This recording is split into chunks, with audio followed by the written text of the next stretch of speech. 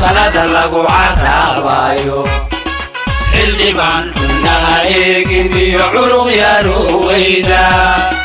codsigii bulshada raaca oo cali inoo doorta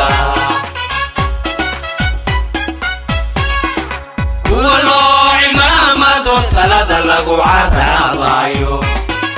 xildhibaan cunnaha eegidiyo culuq yaro weyda codsigii bulshada raaca oo cali inoo doorta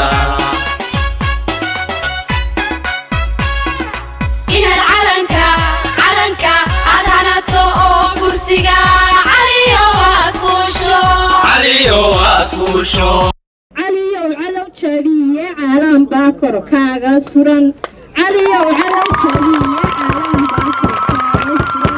suran sidii lagu maystay iyo laaska ciidan sii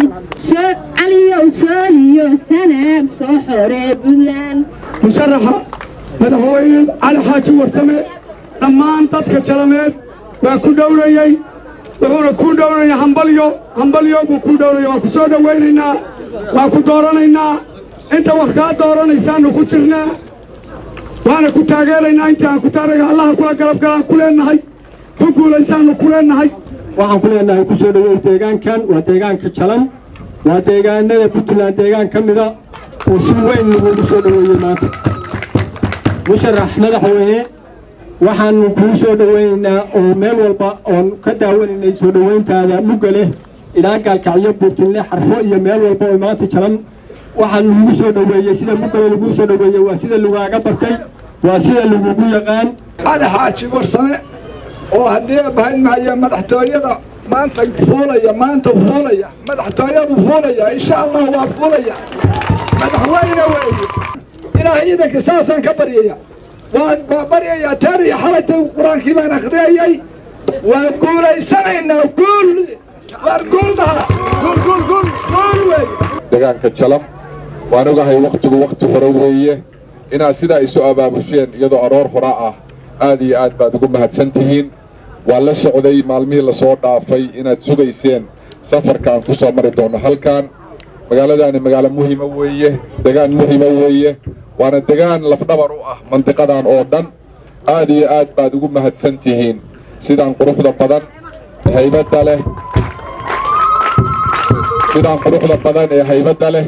waxaan aad u jeedaa dhallinyaro aad iyo aad u fara badan dalkani waa dhallinyaro dhallinyaradaasina waxay u baahan tahay mustaqbal dalkan lafdhabartiisu waa dumarka iyaguna waxay u baahan yihiin ka warhayntooda iyo u diyaarintooda adeegay u baahan yihiin aad baa loo xusay jidka halkan ku yaalla magaaladan annaguna waa soo marnay dareenkaa waa qabnaa inay ahayd maantay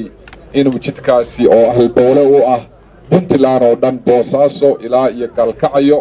ilaa iyo beledweyne ilaa iyo berbera inuu maantay 20 sano ka bacdi uu noo dhisan yahay insha allahu way iman doontaa ilaahay waxaan ka baryanaa subxaanahu wa tacaala puntland oo qurux badan oo inta maanta ay tahay ka sii fiican waxaan rabaa marna inaana hilmaamin maanta meeshaynu maraynaahi rag baa soo gaarsiiyey gabdho